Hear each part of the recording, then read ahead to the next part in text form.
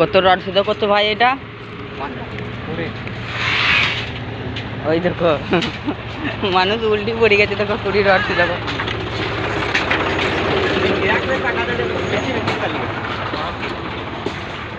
ভুল করলাম রে, ট্রাক্টরের চাকাটা সোজা করে চালাইছে, তুই রডটা খাটো করি সেটা নাকি তাই?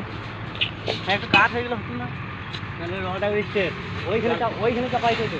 এ টাইম কম, শুরু করো। টাইম কম, শুরু করো।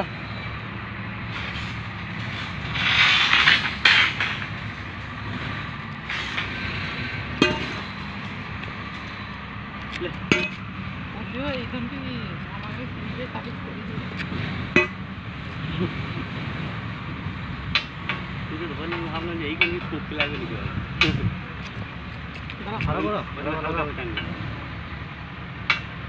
হালকা হালকা টান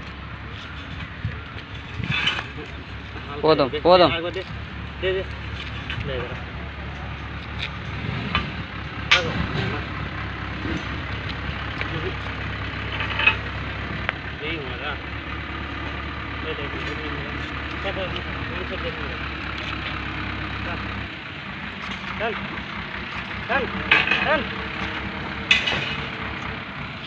সাংঘাতিক কষ্ট, এত কষ্ট ভিডিও আমি আর করতে পারছি না।